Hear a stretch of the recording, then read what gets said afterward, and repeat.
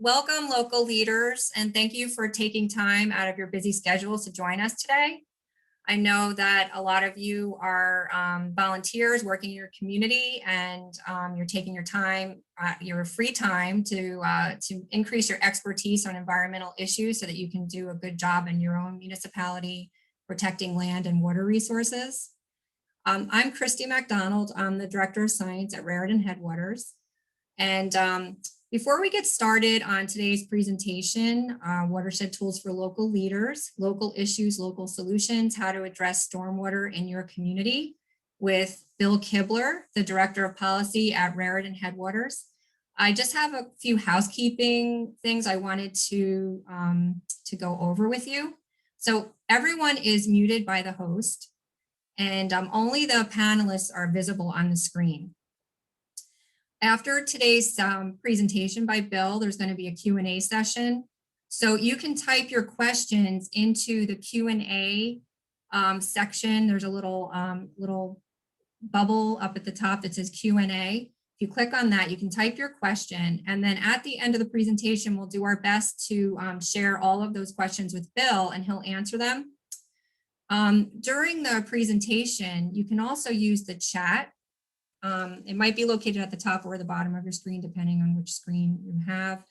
And in the chat, everyone can see it. All the participants will be able to see any comments you're making, or if you want to share some information or a website you know of with further information, feel free to do that.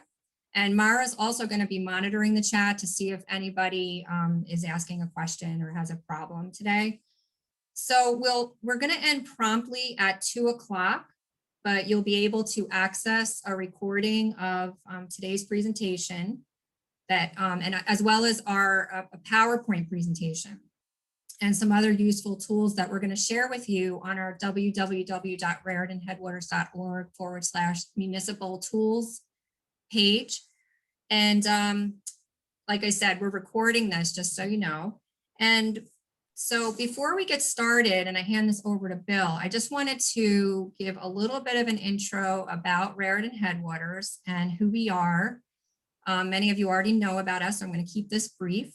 So we're a nonprofit environmental organization. We've been around since 1959, and our work is to secure clean water for present and future generations. So we protect land and water in our watershed, which is the Upper Raritan, our North and South Branch Raritan River region, but we also protect it beyond mainly through our advocacy work, which Bill Kibler is the one who leads for us. And we also have very strong science and education programs. For those of you not familiar with the Upper Raritan or the North and South Branch Raritan River region, here's a map of New Jersey. And New Jersey is divided into WMAs, which are watershed management areas. We're WMA 8, this white patch right here. And this is a larger blow up of the region. It's a 470 square mile region, and we're 43% of the Raritan Basin. So the Raritan, the Upper Raritan is part of the Raritan Basin that includes the North and South Branch Raritan. So the North Branch is over here and the South Branch over here. They come together at the confluence in Branchburg, and then they've merged to form the Lower Raritan, which flows downstream past New Brunswick and out to Raritan Bay. We include 3 counties, including Hunterdon, Somerset, and Morris counties, and 38 municipalities. We're home to nearly 300,000 people. And we're kind of lucky up here because a lot of our region is still forested, and that's key to providing clean water resources to the people who live here as well as people downstream. But we still have a lot of urban, 34% urban land use, 22% agricultural. And those are the sources of a lot of our pollution in our streams and in our groundwater. We have 1,404 miles of rivers and streams in our watershed, and we provide drinking water to more than 1.5 million people who live downstream. So we have a big responsibility to keep the water clean up here in our headwaters. We're also part of the Highlands region. So here you can see this gray and yellow highlighted area.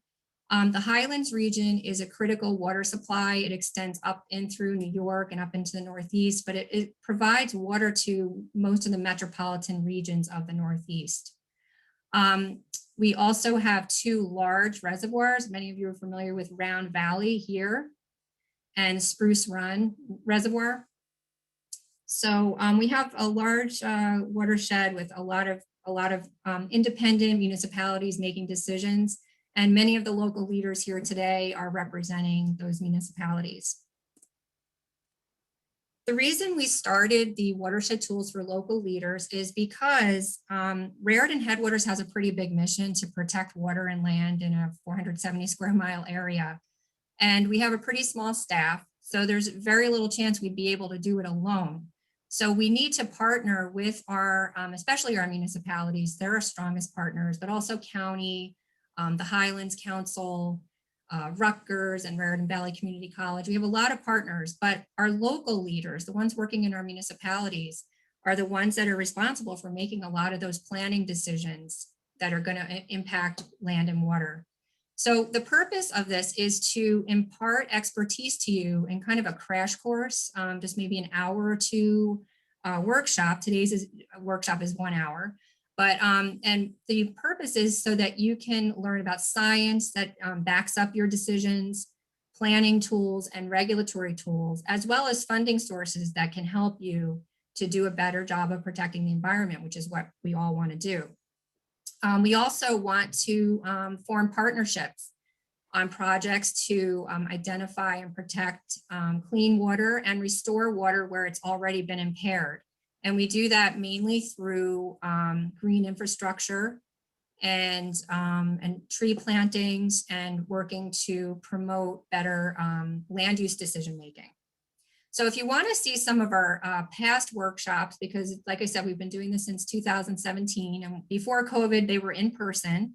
You can go to www.raritanheadwaters.org/municipal tools. And you can click on the calendar, see the upcoming workshops. You can click on archives and see past presentations, as well as some tools that you can use to help you, some other resources that are available. And before I go ahead, I just want to remind you that Raritan Headwaters is a nonprofit organization. So we rely heavily on membership and donations, as well as grants from foundations and the government. So if you would like to make a donation, that is always welcome. But the workshops are free, so enjoy. And if you'd like to learn more also about just what we do, you can just visit our website and learn about our education programs, advocacy, and all the many different things we do. Quickly, a few of the upcoming webinars, and I hope you'll sign up for them. On March 11th, we have our very own Mara Tippett, who's going to be presenting with Scott Baxter Green from New Jersey American Water on how you can work to make your community drinking water lead free. That's going to be a very good and important workshop for you to attend. And you'll learn more about how you can provide access to drinking water testing for your community. Then on the 15th, we have a presentation by Dr. Chris Abrupta from Rutgers, who's been participating in the Watershed Tools for local leaders for several years now. He'll be focusing in on controlling stormwater using green infrastructure and his impervious cover assessment and reduction action plans that he's been providing to municipalities. And recently the Highlands Council actually funded having one of these developed for every municipality in the Highlands region. April 22nd, Earth Day, we have Ann Heasley from Sustainable Jersey, who's going to be talking about the new Jersey Gold Standard in water and all the different things you can do to achieve that in your community and get access to funding sources that come from Sustainable Jersey. And then we're going to be talking about, Maria Berezin Dowling, who is our watershed scientist who runs the stream monitoring program, will be presenting on our data that we collect in the streams throughout the Upper Raritan and how you might be able to utilize that data in your community and where to find it on our website. And then I'm going to be talking in May about how to develop climate vulnerability and adaptation planning to address some of the issues today that you're going to talk about, which is increasing big storms, lots of more rain, and the damage from climate change that's going to occur. And that's going to actually be required to be incorporated into municipal master plans going forward. Finally, one more thing, or two more things. Tomorrow night is our member meeting. So if you could join us, that would be wonderful. You'll learn more about Raritan Headwaters. You'll get to meet some of the people that are volunteers for Raritan Headwaters and the work that we do. We give out awards, and you'll also get to take a virtual field trip with our education director, Lauren Tice. Then April 17th is our big annual stream cleanup. You can learn more about both of these events by going to our website. And I would just want to thank you again for coming and remind you of our where you can find our information about upcoming Watershed Tools workshops and register for them. And then my email address is here, and you can also find me on our website, raritanheadwaters.org. But if you have any questions or ideas or comments for future workshops, I'd be very happy to speak with you. And without further ado, I'm going to introduce our very own Bill Kibler. And Bill is going to be talking about stormwater in your community, local solutions to local problems. Thank you, everyone. Thank you, Christy. Appreciate the introduction. Welcome, everybody. Good afternoon. Good to see you all. Everybody got enough snow out there to keep them happy for a little while? It is kind of nice to be making up for last winter. And it is nice to be coming to you from the convenience of my home here in Califon along the south branch of the Raritan River, although I do miss getting together with everybody. It's kind of nice to have everybody in the same room. I look forward to doing that again soon. Today, we're going to talk about some strategies for addressing stormwater in your community, in particular, local strategies to address some of the local issues surrounding stormwater.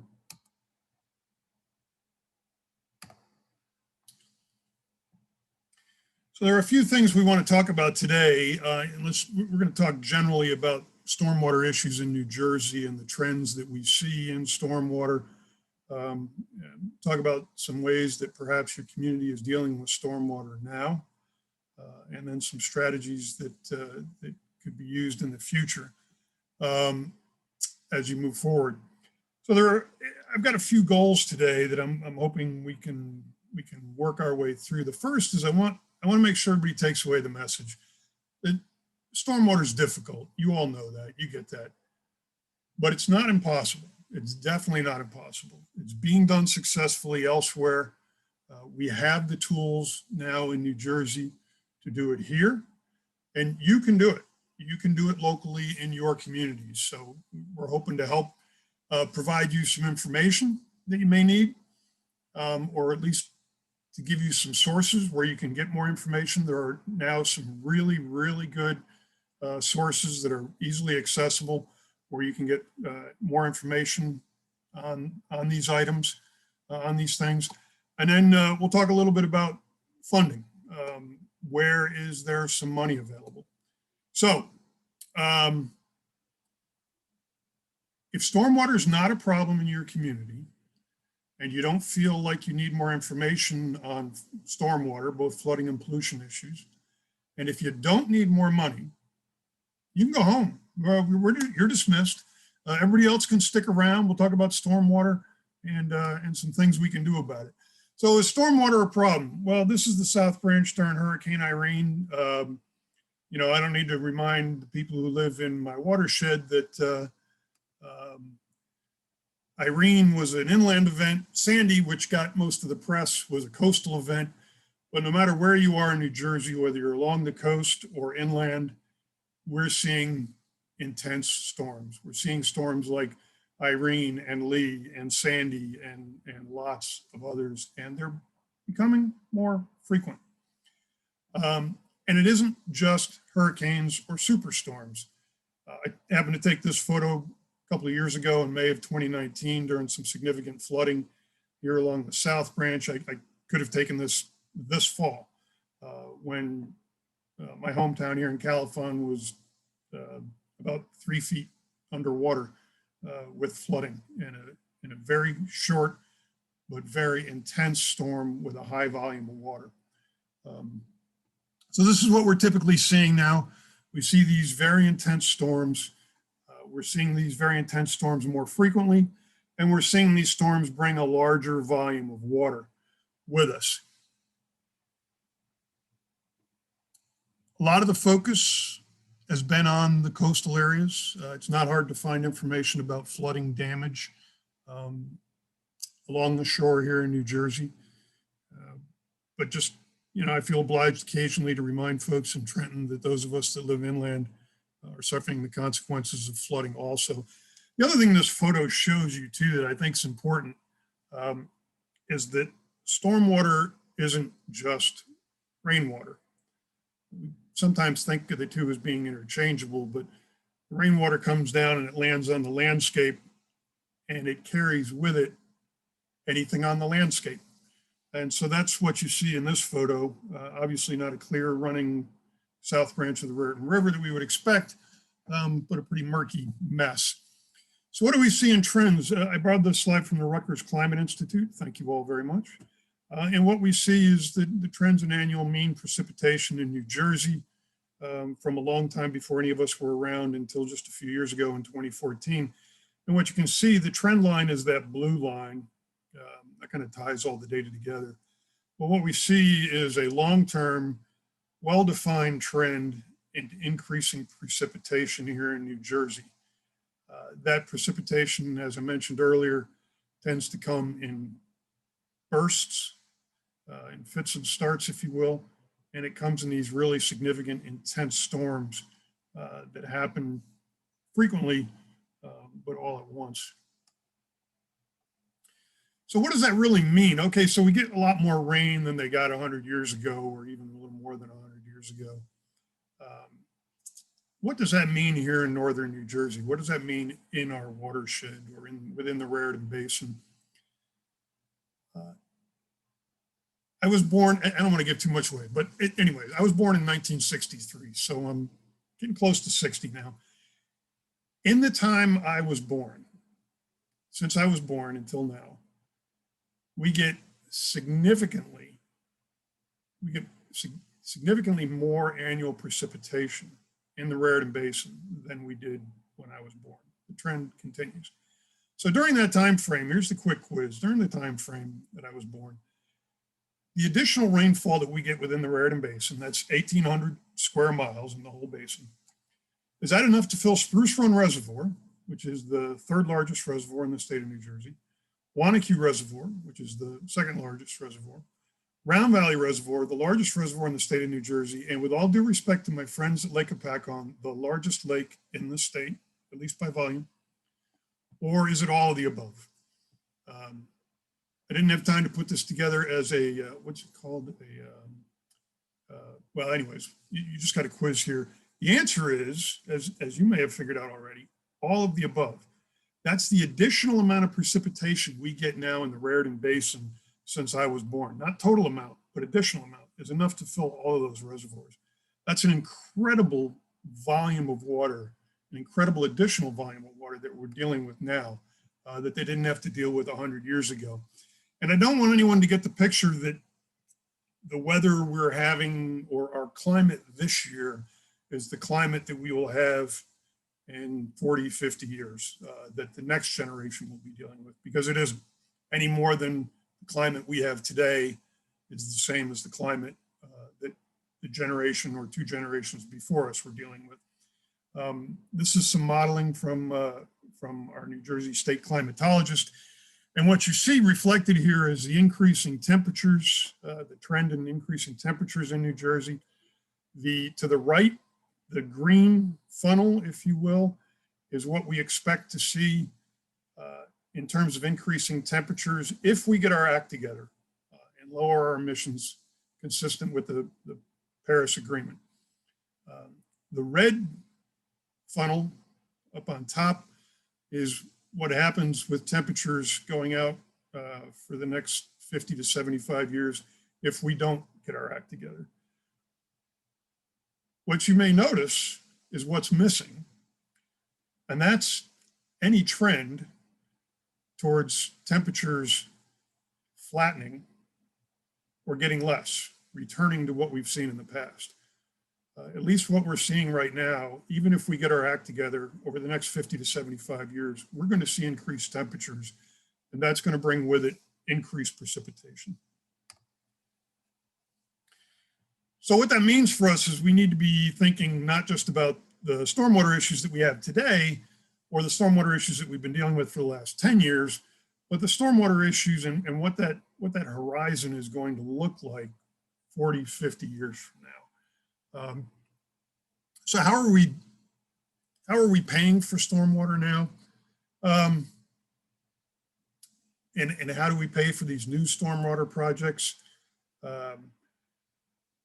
If you're like most communities in our watershed, you may not realize it, but you're paying for the impacts of stormwater currently. It's basic maintenance issues. It's things like your DPW going out and doing the street sweeping, because we've used a lot of salt this winter. We're all trying to be safe. We want to make sure the roads are passable, but we've got to do a lot of street sweeping. The storm drains need to be kept clean every fall, not just in the fall, but every fall, you know, all the leaves come down. So the storm drains clog up pretty quickly. And if we don't keep them clean, they can't do their job. Your DPW winds up responding when it floods. They've got to close roads. They've got to reopen roads. They've got to clean the roads. They got to get all the debris off the roads after it floods. If you're like many of our communities, you know, many of our old mill towns in our watershed, and I'm thinking of Califon and Highbridge and Clinton and lots of others that are built right on our rivers.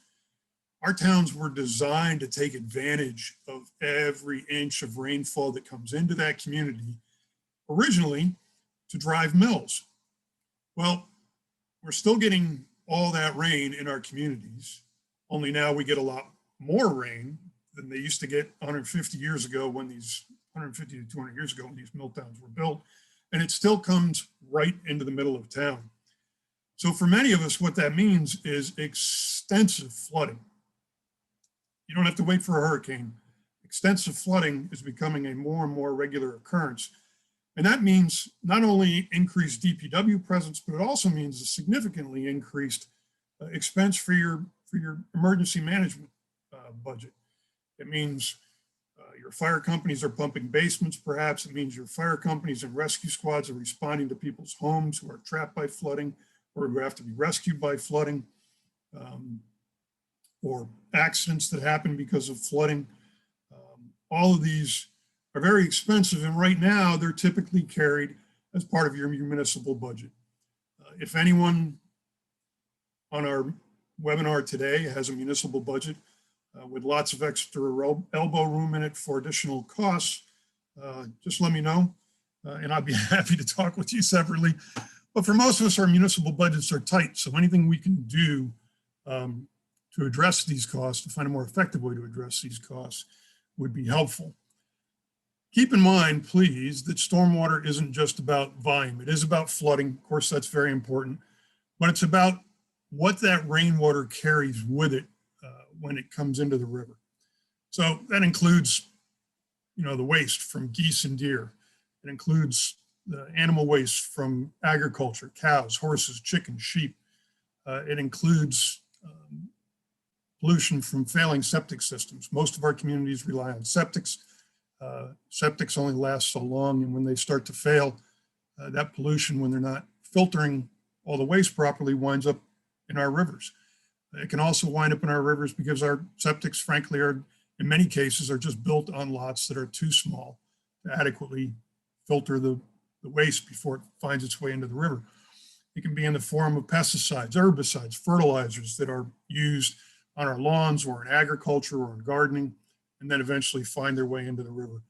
So what happens to those as they get carried into the river as part of our stormwater? Well, to take one example, one of the pollutants that we typically see increase, goes up significantly after stormwater events, is coliform bacteria. And coliform bacteria comes from the digestive tract of warm-blooded animals, mostly, whether it's farm animals or domestic pets or wild animals or human beings. And it's a pollutant. It's very dangerous. It can make people sick, and it's a good indicator of other pollutants in the water. But the thing about coliform bacteria, like other bacteria, is that it's got an ideal environment. It's got an ideal world that it wants to live in. And that ideal world is one that's warm and wet, because they primarily come from the digestive tract of warm-blooded animals, as I said. So they like an environment that's warm and wet. So they get down into our streams, they're carried there in stormwater, and then in the summer months when our water temperatures go up, the bacteria bloom. They multiply in immense numbers. And if this scenario sounds familiar to you, it may be because this is the same cycle that feeds the hazardous algal blooms, which were in all the news the last couple of summers. Once a bacteria is in our water system, whether it's coliform bacteria or cyanobacteria, and then we feed them either with fertilizer or with additional animal waste or failing fertilizer, they multiply significantly. And in addition to creating aesthetic issues, they also create very real human health issues and health issues for other animals, both for fish and wildlife as well as domestic animals. So although the HABs, the hazardous algal blooms, really got the press the last couple of summers, that scenario that creates hazardous algal blooms from cyanobacteria is the same mechanism that causes other toxic bacteria to bloom. So the issue, you may think that this is an issue only because it impacts recreation in important lakes like Lake Hopatcong and some of the others, but it's a very real impact not only on recreation and economic issues, but on clean drinking water and on human health. It also means that all these things that come off of the landscape wind up in the river. I think we all recognize that this time of year because we see a lot of salt on the roads. Sometimes the roads are salted ahead of time. Sometimes the DPW guys got to come out and lay some salt down during the storms to keep the roads safe, to make them passable. But all that salt winds up coming off the roads and winds up in our soil and in our streams. And if you ever stop to think about, it isn't just salt. So for example, I buy a new set of tires for my car. In time, I'm going to have to buy new tires because my old tires are worn out. They're gone. Where did the tread go? Did it just evaporate? No, for the most part, it winds up on the roads and then washes off the roads and winds up again in the soil and in the streams, which is impacting water quality. So there are a lot of things that can wind up on roads, on landscape, wind up in our river that we need to make sure that we're keeping clean. So how are we going to pay for new stormwater projects? Well, we need a mechanism, ideally for paying for new stormwater projects that's stable, so that we can predict the funding that's coming in, so that we can budget properly using that funding to do stormwater projects, to make sure stormwater maintenance is done. You know how things are in local municipalities. There are budget priorities. There are certain things that are going to be on the top of the list for funding and certain things that tend to get deferred. Stormwater maintenance oftentimes is deferred. So it would be ideal to have a funding mechanism that's more stable, that we don't have to worry about disappearing. We also need, ideally, a funding mechanism that's equitable. And I say equitable because one of the challenges, for example, with a property tax, which all of us pay for schools, is it doesn't matter if I have 2 children in school, 12 children in school, or no kids in school. I pay the same property tax for my home, regardless of how much use I'm getting, how much direct use I'm getting out of the school.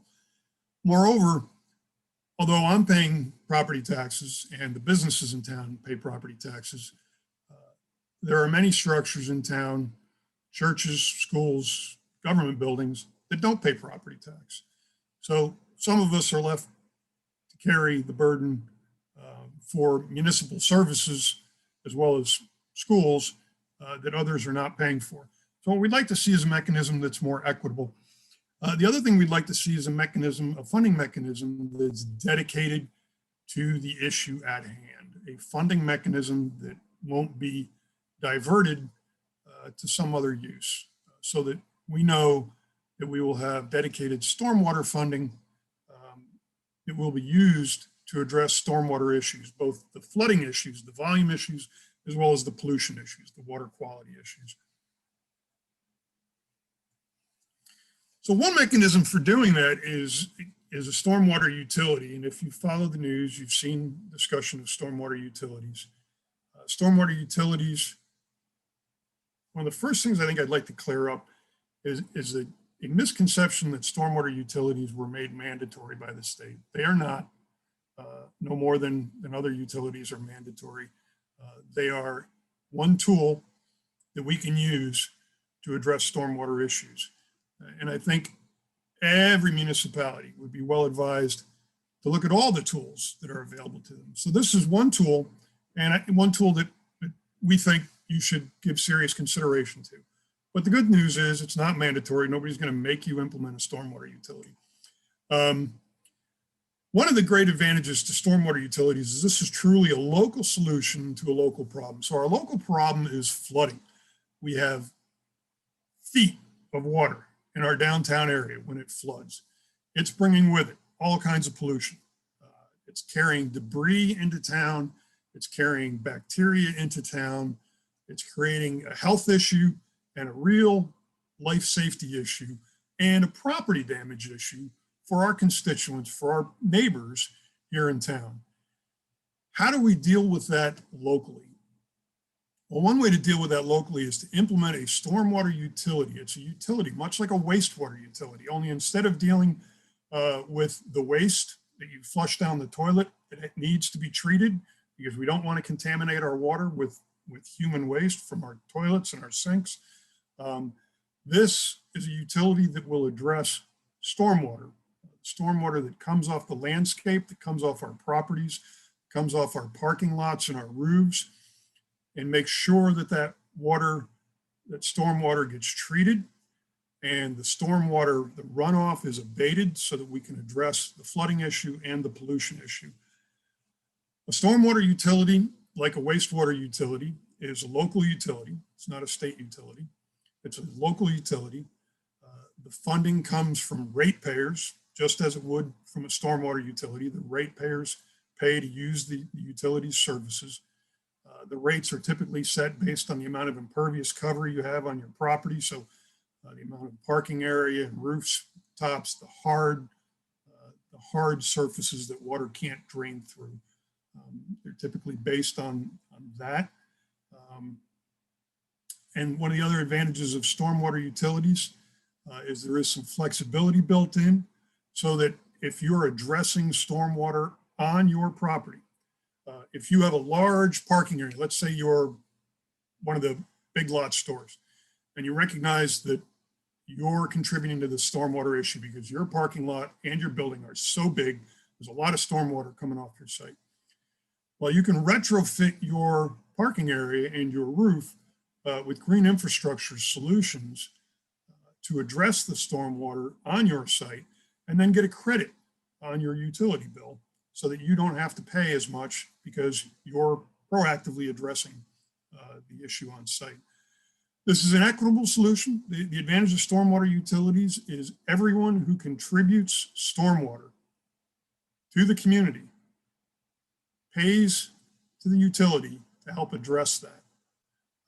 So that means schools, churches, businesses, residences, everybody. You're all chipping in to help address the stormwater solution. It's also dedicated money. This is money that is separate from your municipal budget. So it's money that is dedicated to the utility and then can be used for infrastructure projects and for maintenance to address stormwater issues in your community. This can be an incredibly cost-effective way to address stormwater because it removes some of the bureaucracy. It puts it into a utility format, which is often easier to manage than a municipal format where you may have, you've probably got at least 50 different line items on your municipal budget. This is a utility, typically with a single focus, although if you have an existing stormwater utility or some other utility structure already in your municipality, they could potentially take on the stormwater utility function as well, because there would be some efficiency because they already have the administrative overhead built in. So do you need one? That probably your first question ought to be, do I need a stormwater utility? Is this something that makes sense for my community? Because it isn't mandatory. And you need to think about, is this a possible solution to flooding in your community and to stormwater pollution issues in your community? One way, in fact, probably the best way to do that is to get a feasibility study done. To have a professional come in, or professionals, and look at examine in detail the stormwater issues in your town, both the water quantity and the water quality issues, and have them look at the feasibility of various options for addressing the stormwater issues. They may say a stormwater solution is a silver bullet, it's going to fix all your problems. I think that's highly unlikely, but they could say that. It's unlikely, I think, that you'll find a single silver bullet that's going to solve your stormwater problems. But a feasibility study will help identify a suite of options that you can then implement to address your stormwater issues. And a stormwater utility can be part of that, because that stormwater utility can provide that flexible, equitable, dedicated funding that you're going to need moving forward to address your stormwater issues, which, by the way, as we noted earlier, are going to get worse, not better. The sooner we address them, the better. So briefly, what does a stormwater utility cost and who pays? Like other utilities, like a wastewater utility, the cost is going to be impacted by the location of the utility, the scale of the utility, the complexity of the issues that the utility is tasked to address. But don't be frightened off by stormwater utilities. Although this is a new concept in New Jersey, it is not a new concept in the United States. Virtually every state has stormwater utilities on the books. Many of them have a lot of stormwater utilities that have been on the books and have been operating for a long time. We see very successful models not far away, as near as the Chesapeake Bay area. And even in Pennsylvania, we see successful stormwater utility models. We typically see the cost for a residential user, and that's going to be most of our folks in our watershed. There will obviously, we have business users as well. But for the typical residential user, the cost is below $10 a month. That cost, as I mentioned earlier, is paid by the utility users. That's money that's generated locally by the local utility users, goes to the local utility, and is spent locally. I think that's a huge advantage over expecting state funding for a problem that, frankly, is just so large that to expect the state of New Jersey to be able to address the stormwater issues of every one of our almost 600 municipalities in the state of New Jersey, plus the counties, on the state budget, given the condition of the state budget, is simply unrealistic. So here's a way for us to address these issues locally without having to go to Trenton and hoping for money. So I'd like to talk about something really important, and that's the information, places where you can get information and places where you can get help. Because if you leave here today with just two pieces of information, one that gives you an idea of where to get more information, one that gives you an idea of where to get help, then I will feel like I've accomplished something. The Clean Stormwater and Flood Reduction Act is the act that was passed that provides for the creation of stormwater utilities. If you're inclined to implement one, we'll make sure that you have access to the slides. This is the link to that bill. If you've never read a bill before, it's almost as interesting as reading the instructions for your income tax return. So I don't necessarily recommend reading it, but you'll have the link for it if you want to see it, or if you want to make sure that your attorney municipally has a look at it. Here's a couple of good links from the New Jersey Department of Environmental Protection. One is generally their stormwater webpage, which has a bunch of resources. And then they have a particular page on stormwater utilities. The department is in the process now of putting together guidance for the creation of either municipal or regional stormwater utilities. They have some guidance, some information on their stormwater utility website now. Their stormwater site has a link to stormwater best management practices, which are very good. There's also some excellent information there on green infrastructure. So here are some of my personal favorite links for getting more information on stormwater management generally. But if in particular, if you're interested in getting more information on stormwater utilities, understanding how they can be structured, how the funding works, how the whole utility mechanism can work, what they can do for your community, and how you can make them the most effective tool for your community. Excellent place to start is the New Jersey Stormwater Utility Resource Center. This is a set of tools put together by New Jersey Future and the folks on the Flood Defense Coalition, of which Raritan Headwaters is a part. It's stormwaterutilities.njfuture.org. Again, you'll have this link when you have access to the slides. But this is an absolutely excellent resource.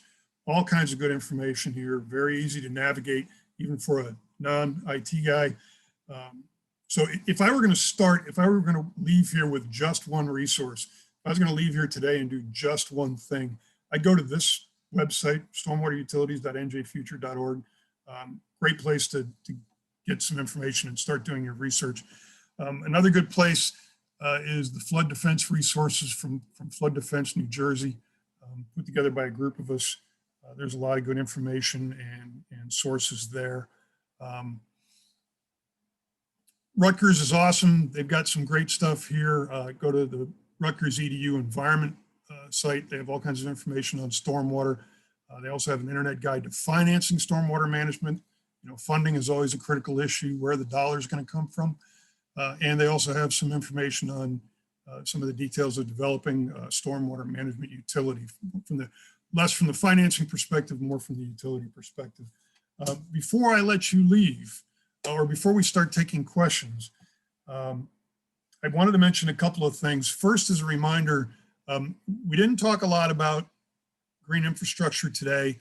I highly encourage you to tune into Chris Abrupta's presentation on April 15th.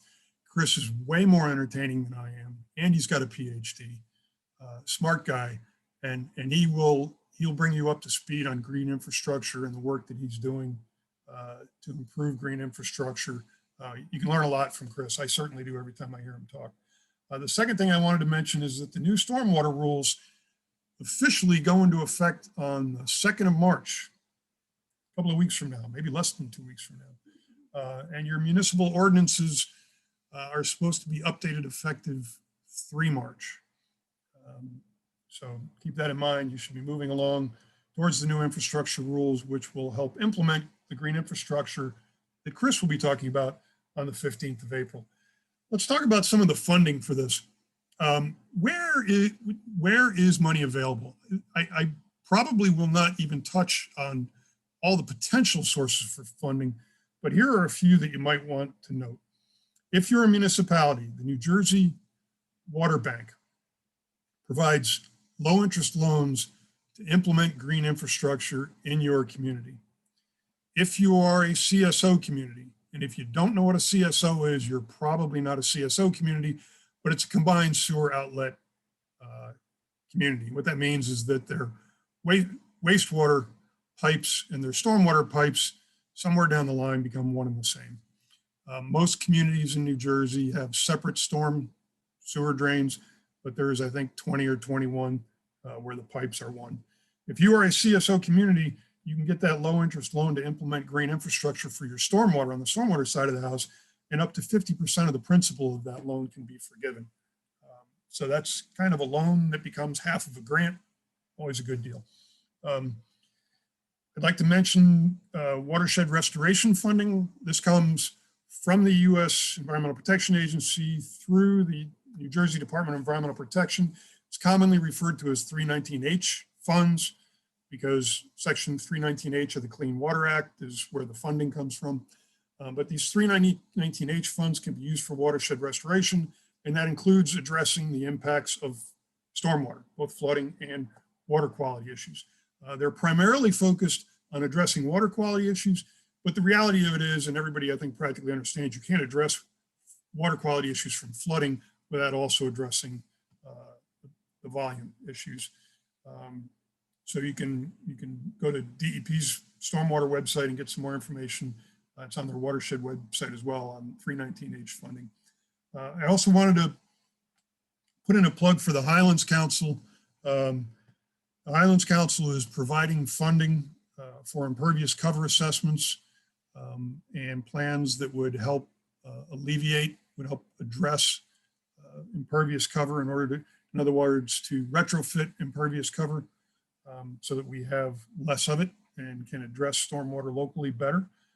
They're working with Chris Abrupta and his team at Rutgers on impervious cover assessments for Highlands communities now. If you don't know what's going on with that, go to the Highlands website, find your local point of contact. Every municipality in the Highlands has a dedicated point of contact on the Highlands Council staff who will be more than happy to help you out with this. I know in government, they always say, we're from the government, we're here to help. The Highlands Council staff really is dedicated to helping municipalities within the Highlands, so don't hesitate to call them. And the last thing I want to mention, New Jersey League of Conservation Voters has money. They are trying to give money away. They have funding specifically for stormwater planning and implementation. I talked earlier, you're going to need a planning process here. You're going to need to look at whether a stormwater utility is right for you, and if so, how do we implement that stormwater utility locally? The New Jersey League of Conservation Voters has funding available to help you do that. The grants typically range, as I understand, from say $5,000 to $30,000. They're capped at $30,000. But that's a significant amount of planning money, and that can really get you started on the road to a stormwater utility. So with that, I've yammered on long enough. You're probably sick of hearing me. The only good news is I last longer than flooding. So I'm out of here quicker than a flood, but I'd be happy to take some questions. We have some time. I'm going to turn this back over now to Christy so that she can mediate some questions. Christy, is there anything in particular that we Yes, we have some questions. Thank you, Bill. Thank you. As My always, pleasure. My pleasure. I really wish trove of everybody could be in the room information. together. It's so much more enjoyable when we can Yeah, actually have a conversation about these things. But everybody's being flexible and everybody's being adaptive, and so here we are. We're adapting to yes. new conditions. Okay, we have a lot of questions actually coming in, and please again use the Q&A to send your questions in. I'm going to go to the first question here from Annette Lovelace. How much does a feasibility study cost, and where to go to get it done? What municipalities have done feasibility studies, and can we view them? Okay, I'll go backwards a little bit. Yes, you can do feasibility studies. As I mentioned at the very end, she probably got the question in before I got talking about where funding was available, but New Jersey League of Conservation Voters has some funding available to help in this respect. So that's definitely a good place to start. I highly recommend going to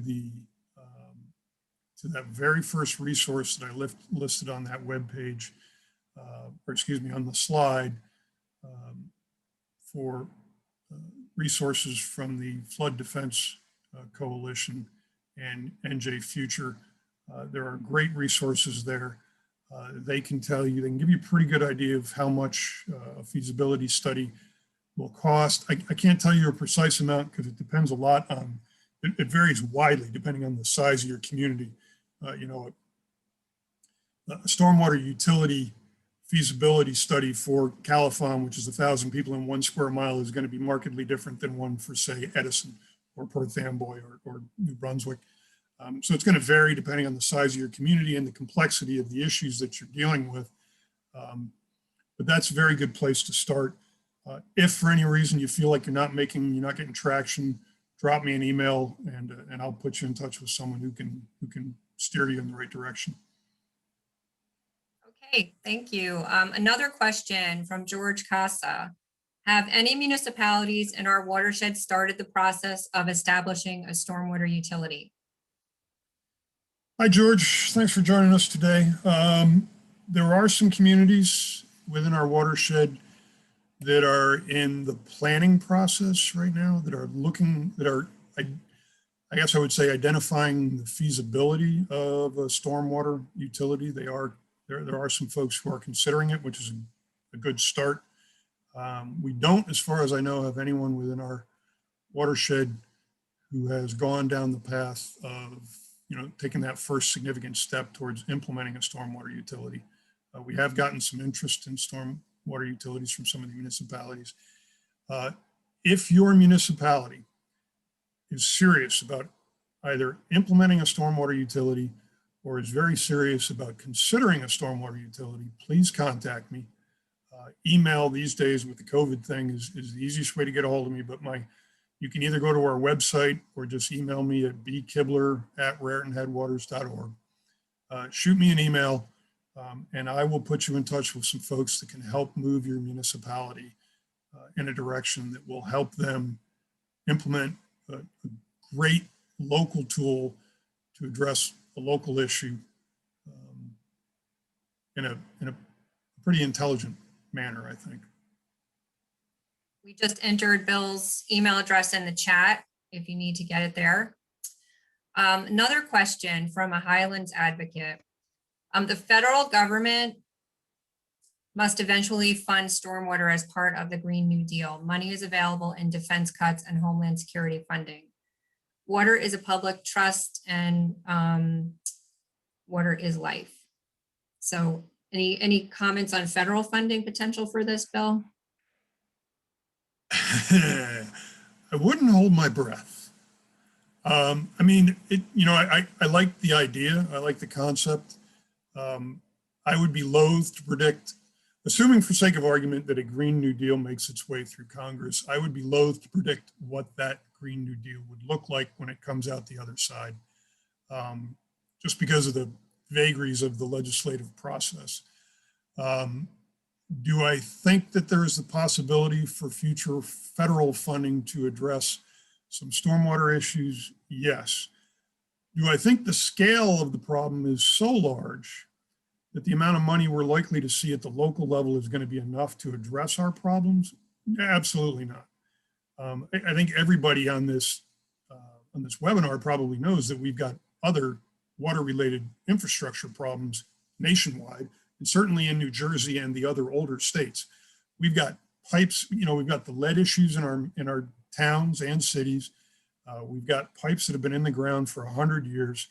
We've got infrastructure that is falling apart and leaking like a sieve to the tune of billions of dollars here in New Jersey alone. And those are all important issues. They've got to be addressed. Our drinking water is critical for everybody all across the country. So we know we've got a very large scale issue when it comes to our infrastructure that just hasn't been maintained or is just aging out. And then we've also got this stormwater issue. And I think the reality is, if you do the math, the probability of there being either enough money at the federal level or enough money at the state level coming out of Trenton to address every municipality's stormwater issues individually, it's simply unrealistic. We got to kind of, pardon the analogy, but we got to kind of pull ourselves up by our bootstraps, look around, recognize that many of these flooding issues, if not most of them, are locally generated issues. It's stormwater coming off of our landscape that we need to address. Some of it comes from upstream, but if we all work together as communities, we can help minimize the impact on our downstream neighbors. And stormwater utilities certainly are not the only solution, but they are a local-based solution that would generate funding locally, spend it locally, and address the problems locally. You're not going to get that out of Washington, D.C., and you're not going to get that out of Trenton. And by the way, one of the advantages, if I'm a municipal manager of a stormwater utility, is it can take some of those, for example, DPW expenses, like street sweeping and stormwater great maintenance and the maintenance of your stormwater system generally, off of your municipal budget and put it on the utility budget. which may give you a little bit more elbow room in your municipal budget in the future. Because like I said earlier, I don't think anybody's got money to throw around. So nice idea. I appreciate the optimism. I think we would be, I wouldn't want to wait around for either the federal government or the state government to finally find enough money to address all of our stormwater issues. We can start addressing this locally now. Okay, so we have about 3 minutes left, and I think we have time for one more question, which we have here. Regarding the new and improved stormwater regulations due to go into effect March 3rd, 2021, who is responsible for enforcement? Who reviews at the state level for compliance, DEP? And when are major development site plans reviewed? The short answer is yes, that's correct. The new stormwater rules are effective the 2nd of March. Municipalities are supposed to have their ordinances in effect by March 3rd. Those ordinances are supposed to be reviewed by the Department of Environmental Protection. It's the responsibility of the municipalities to enforce their municipal ordinances. What, if any, enforcement will be coming from the department, either for violations of stormwater ordinances or for a failure to have a stormwater ordinance in place, I don't know. I do recommend going to the DEP stormwater website that I had up on that slide. Again, we'll make sure the slides are available to you, but if you just go to the DEP website and search stormwater, you'll land on that page. And there's information there. They have links to the stormwater rules in particular. You can find all the detail on the stormwater rules there. If you're inclined to read all the stormwater rules, you certainly can do that. And there's information there on the implementation of the stormwater rules. Again, if you get to that web page and you're navigating through it and you're having a hard time finding the information you need, drop me an email and I'll put you in contact with someone at DEP who can answer your questions. They're certainly in a better position to answer that than I would be. Okay, thank you, Bill. My pleasure. So thanks for almost allowing me to be with everybody today. yeah, who will be the first municipality or that's what I want to know. I want to, we need a prize for the first municipality in the Raritan Headwaters that implements a stormwater utility. We got to come up with something. I'll bring you flowers for sure, but we should come up with something. That's a good idea, Bill. That's some ideas. So thank you for attending today. Again, here's the website, www.raritanheadwaters.org/municipal tools. And I just wanted to say thanks again for attending. And Bill, thank you. Mara, thank you for helping out in the background. And please check out our upcoming webinars and register. Hope to see you again. Be well, everyone. Bye-bye. Take care, everybody.